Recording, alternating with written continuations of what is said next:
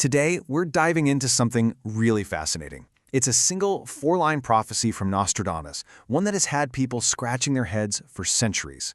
We're talking about Century 1, Quatrain 38.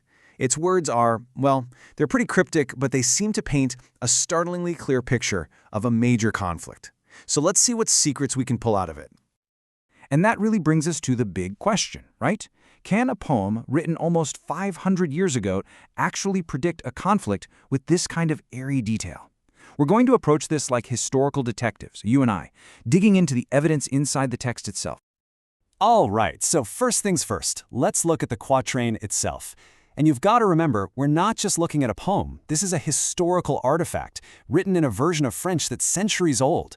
It's packed with symbolism, and this is where our whole investigation really begins. And right away you can see the challenge. On the left you have the original 16th century French, and on the right a modern English translation. Just looking at them side by side, you can tell how much art and interpretation is needed before we can even begin to guess what Nostradamus was trying to say. Okay, so here is the full translation.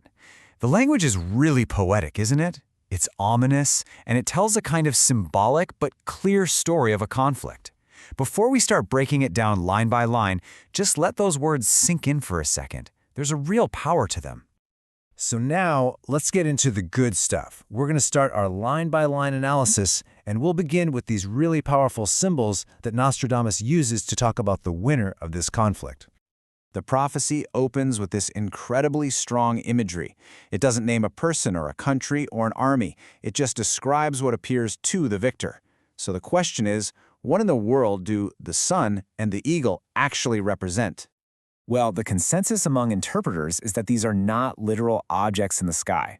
The sun and the eagle are seen as these powerful symbols for a triumphant force, maybe a nation or a powerful alliance whose emblems or ideals carry that kind of weight. Basically, they signify absolute, undeniable victory.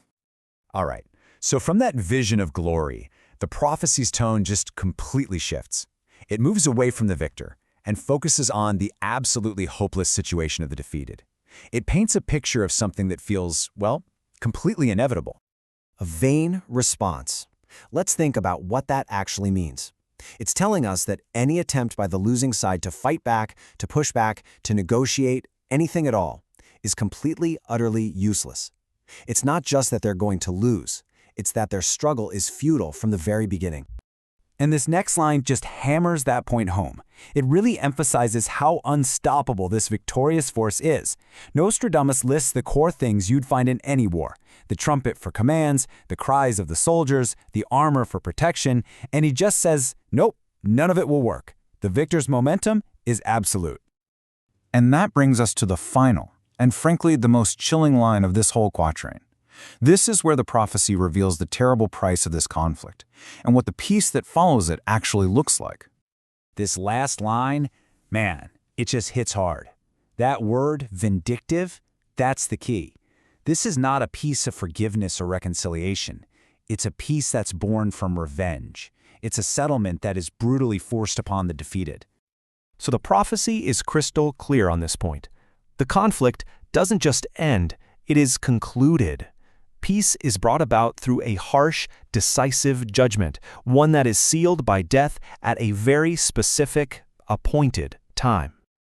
Okay, so now that we've decoded each part, you can really see how it all fits together. It's like a complete narrative. It starts with these grand symbols of victory, moves to the uselessness of any resistance, describes an unstoppable force, and then it ends with this final deadly judgment.